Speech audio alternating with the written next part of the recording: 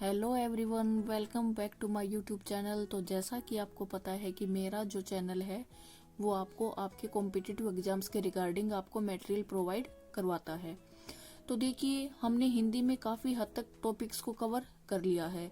साथ ही साथ मैं आपको दूसरे टॉपिक्स जो हैं, जो दूसरे आपके सब्जेक्ट हैं, उनके टॉपिक्स भी कवर करवा रही हूँ। तो आज हम बात करते हैं साइंस को लेके। ठीक है, जैसा कि आपको पता है कि जनरल साइंस का काफ़ी एक पोर्शन होता है, उसका अपना एक खुद का वेटेज है आपके किसी भी एग्जाम्स में। तो देखिए, आज हम पढ़ेंगे केमिस्ट्री का पोर्शन। ठीक है, तो जैसा कि आपको पता है, जो केमिस्ट्री है उसको हम क्या बोलते हैं?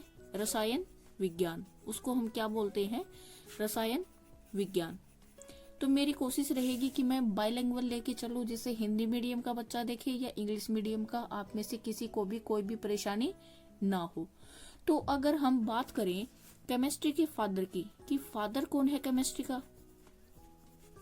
कौन है भाई?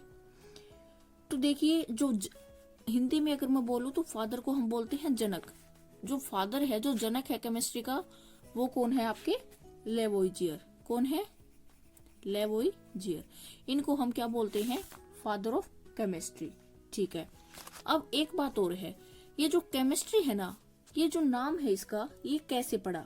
जो केमिस्ट्री वर्ड है ये क्या करता है, कहाँ से निकला है? तो इसको हम क्या लिखेंगे कि आपका जो केमिस्ट्री वर्ड है, chemistry word derived from Egyptian word कीमिया। कौन सा? जो कीमिया, जो इजिप्ट का जो वर्ड है वहां से ये निकला है। इस कीमिया का मीनिंग क्या है? ब्लैक। ये जो कीमिया जो वर्ड है, इसका मीनिंग क्या है?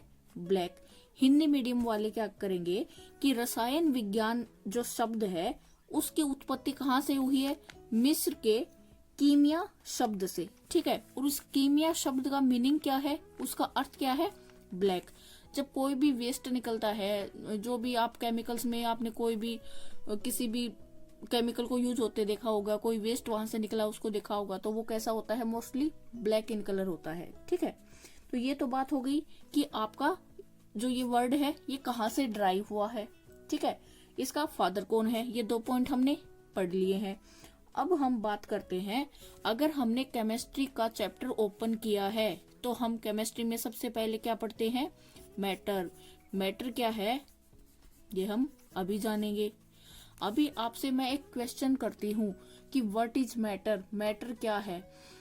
आप जहाँ कहीं भी बैठे हो, खड़े हो, आप जिस भी पोजीशन पर हो, आप वहां से अपने चारों तरफ अपनी नजरें घुमाइए।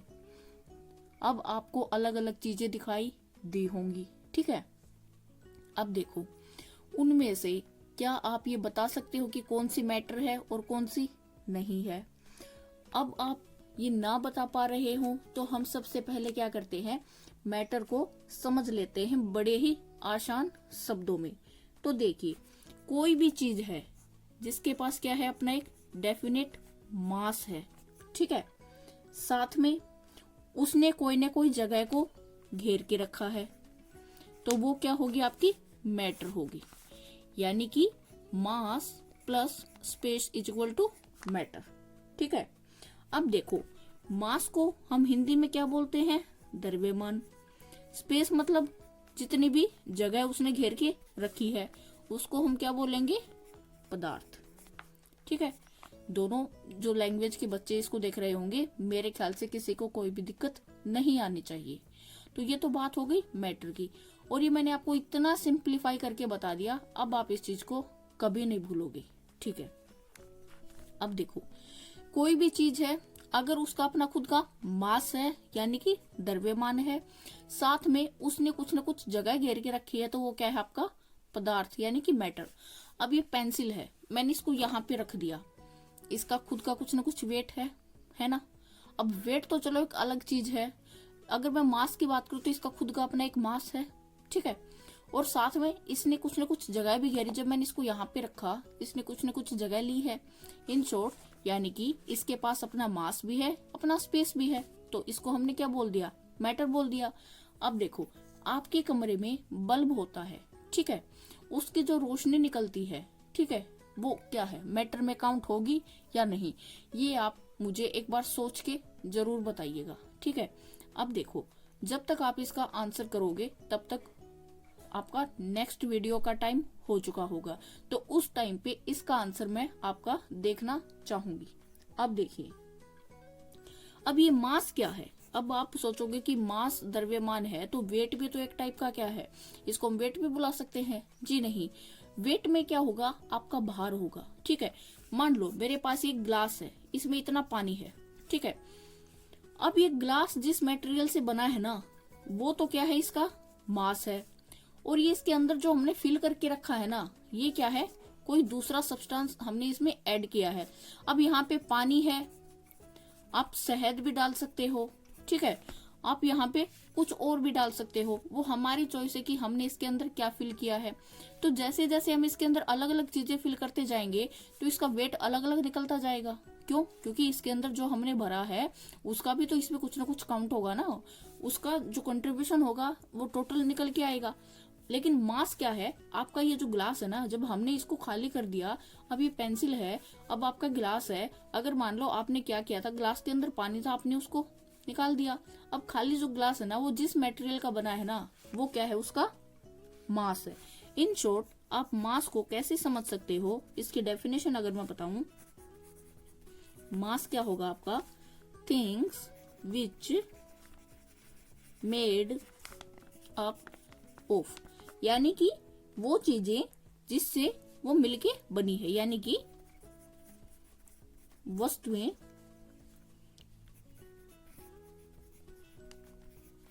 जिससे मिलकर आपका जो भी आपने पदार्थ लिया है वो बना है,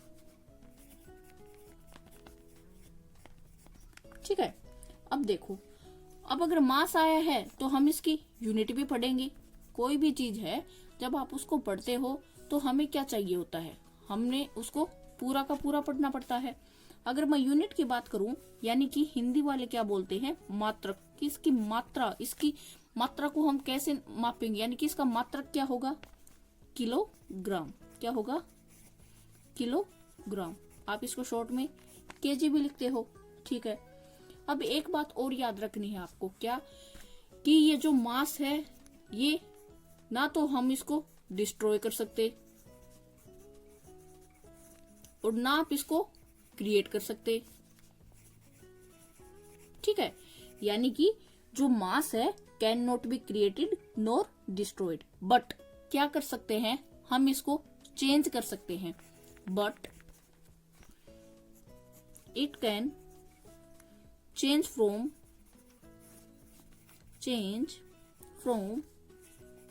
वन फॉर्म टू अनोदर, ठीक है।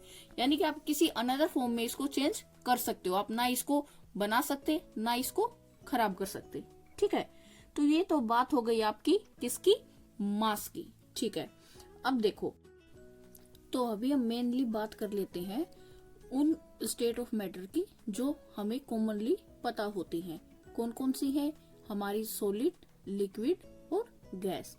तो देखिए, जो आपकी सॉलिड है, जो लिक्विड है और जो गैस है, ये तीनों के तीनों स्टेट क्या है, एक दूसरे में इंटर कन्वर्ट हो जाती हैं, ठीक है। यानी कि हम इनको आपस में एक दूसरे में चेंज कर सकते हैं। जैसे अगर मान लो मैंने एग्जाम्पल लिया है पानी का, तो आप देखो, हम पानी क्या है, लिक्विड फॉर्म है, जब आप उसको फ्रीजर में रख दोगे तो वो आइस बन जाएगा। और जब आप उसी पानी को क्या करते हो, फ्रीजर में ना रख के आप उसको हीट करते हो, तो वो क्या बन जाता है, भाप में बन जाता है, उसमें कन्वर्ट हो जाता है। तो यानी कि ये क्या है, आपकी वो स्टेट ऑफ मैटर है जो एक दूसरे में चेंज होते रहते हैं। तो देखो, ये वो तीन मेनली ये स्टेट हैं जो एक दूसरे में कन्वर्ट हो जाती हैं। अब ये जो सॉलिड है, इसका हमें क्या पता है कि इसके जो पार्टिकल्स होते हैं वो क्लोजली पैक्ड होते हैं। अब ये पेंसिल है, इसके क्या हैं, जो पार्टिकल्स हैं वो आपस में एक दूसरे से क्लोजली पैक है ना। दूसरा, इनका जो अरेंजमेंट है वो भी क्या होता है, फिक्स होता है। यानी कि इनका जो अरेंजमेंट है एक पर्टिकुलर पैटर्न से है, जिससे क्या है, ये फिक्स्ड अरेंजमेंट में रखे हैं। पार्टिकल्स इनके क्या हैं, वाइब्रेट कर सकते हैं, हिल नहीं सकते। बट आपका लिक्विड में क्या है, आपने यहाँ पे अगर पानी का गिलास रखा है, गलती से मेरा पैर लग गया, वो कहाँ तक फ्लो करके जाएगा हमें नहीं पता। इससे आपको क्या पता चला कि इसके जो पार्टिकल्स हैं वो क्लोजली पैक्ड नहीं है, उनका अरेंजमेंट भी फिक्स नहीं है, और इनके जो पार्टिकल्स है वो मूव कर सकते हैं, किसके, लिक्विड के। अगर इन्हीं कंडीशंस पे हम बात करते हैं आपके गैसेज की, तो उनमें क्लोजली पैक्ड होते हैं, जी नहीं। फिक्स अरेंजमेंट है, जी नहीं। और ये मूव तो करते ही करते हैं, ठीक है। यानी कि अगर मान लो आपने यहाँ पे कोई भी परफ्यूम यूज किया है, तो आपको दूसरे कमरे में कैसे पता चला। अगर आपकी मम्मी किचन में खाना बना रही है, तो भी आपको किसी दूसरे रूम में कैसे पता चला कि क्या पक रहा है। तो ये सारे के सारे किसकी वजह से हैं, इनके जो पार्टिकल्स है वो मूव किया, किसके, गैसेज के। गैसेज के पार्टिकल्स ने वहां से उस फ्रेग्रेंस को उठाया, उनको पकड़ा, अपने अंदर मिक्स करके दूसरे कमरे तक लेके चले गए। तो इससे हमें क्या पता चला कि आपके जो पार्टिकल्स हैं, ठीक है, वो कहाँ पे मूव कर रहे हैं, कहाँ पे नहीं कर रहे, कहाँ पे उनका अरेंजमेंट फिक्स है और कहाँ पे नहीं है। लिक्विड में क्या है, गैस के कंपेयर में क्या है, थोड़ी बहुत पैकिंग है, ठीक है। गैस के कंपेयर में कुछ हद तक मतलब अरेंज भी है, और गैस के कंपेयर में क्या है, इनमें मूवमेंट कम है। बट सॉलिड के कंपेयर में आपका जो लिक्विड है उसमें जो मूव जो करेंगे पार्टिकल्स वो ज्यादा करेंगे, ठीक है। तो ये तो हो गई एक बेसिक सी बात। अब हम मेनली इसके जो स्टेट ऑफ मैटर हैं वो एक्चुअल में कितने होते हैं, 5, इनको पढ़ लेते हैं। अब देखो, सॉलिड, इसको आप क्या बुलाते हो, ठोस, ठीक है। अब ये तो देखो मैंने आपको बता दिया, अब हर चीज को लिख के बताना जरूरी नहीं है, ये बिल्कुल ही बच्चों वाली बातें हैं, ठीक है। कि आपका जो सॉलिड है, ठीक है, उसमें पार्टिकल्स आपके पास पास होंगे। दूसरा आपका लिक्विड है, उसमें थोड़ा सा स्पेस इनके बीच में होगा, उसको हमने तरल बुला दिया। तीसरा है आपका गैस, ठीक है, इसमें आपका और भी दूर दूर इसके पार्टिकल्स होते हैं। ये 3 स्टेट आपकी कौन सी हैं, ये वो स्टेट हैं, यहाँ पे मैं लिख देती हूँ, स्टेट्स ऑफ मैटर, ठीक है। ये 3 कौन कौन सी हैं आपकी, कि वो वाली हैं जो इंटरचेंज हो जाती हैं, ठीक है। यानी कि ये अपने आप को एक दूसरे के अंदर परिवर्तित कर लेती हैं। अब इसके अलावा 2 और भी हैं, एक है आपकी प्लाज्मा, ठीक है, और एक है आपकी बोस आइंस्टीन कंडेंसेट, जिसको हम शॉर्ट में क्या बोलते हैं, BEC। अब सबसे पहले हम बात करते हैं प्लाज्मा की, ठीक है। प्लाज्मा आखिर ये क्या होती है। अब देखो यहां पे क्या होगा, सुपर हॉट, यानी कि आप किसी भी हद से ज्यादा गर्म टेम्परेचर में क्या करोगे, अगर वहां पे आपकी गैसेज होंगी, इन शॉर्ट जब आपने बहुत ज्यादा टेम्परेचर को हाई कर दिया, सुपर हॉट कर दिया, वहां पे आपकी गैसेज क्या हो जाएंगी, आयनाइज हो जाएंगी। यानी कि जब आपने क्या कर दिया, टेम्परेचर को हद से ज्यादा हाई कर दिया, ठीक है, तो आपकी जो गैसेज हैं वो क्या हो जाएंगी, आयोनाइज हो जाएंगी। क्या हो जाएंगी, आयनाइज हो जाएंगी, ठीक है। तो उस कंडीशन को हमने क्या बोल दिया, प्लाज्मा। अब आपने सुना होगा हमारा जो सोलर सिस्टम है वहां पे आपके जितने भी स्टार्स हैं ऑलमोस्ट वहां पे आपको क्या मिलता है, प्लाज्मा देखने को मिलता है, ठीक है। वहां पे क्या होता है, आपकी जो हाइड्रोजन और जो हीलियम गैसेज है वो वहां पर है। वहां का एटमॉस्फेयर कैसा है, सुपर हॉट है, तो वहां पे वो कौन सी फॉर्म में मिलेंगी आपको, आयनाइज होके मिलेंगी। उसी को हमने क्या बोल दिया, प्लाज्मा बोल दिया। और लास्ट वाली 5वीं कौन सी अपनी, बोस आइंस्टीन कंडेंसेट। अब देखो ये जो स्टेट है, ठीक है, इसको आपके जो स्टेंद्रनाथ बोस हैं और जो हमारे अल्बर्ट आइंस्टीन हैं, इन्होंने क्या कर दिया था, काफी टाइम पहले बता दिया था। मैं आपको इनका पूरा नाम बता देती हूँ, स्टेंद्रनाथ बोस एंड अल्बर्ट आइंस्टीन। इन्होंने क्या किया था, काफी टाइम पहले इस स्टेट के बारे में बता दिया था, बट उस टाइम पे इस चीज को इतना तवज्जो मिला नहीं। लेकिन जब फ्यूचर में इसका अच्छे से पता चला तो हमने इसका नाम इन्हीं के नाम पे रख दिया। तो अब हम इसको क्या बोलते हैं, बोस आइंस्टीन कंडेंसेट, यानी कि बी से बोस, ई से आइंस्टीन, सी से कंडेंसेट। ठीक है, तो ये तो बात हो गई हमारी 5 स्टेट की।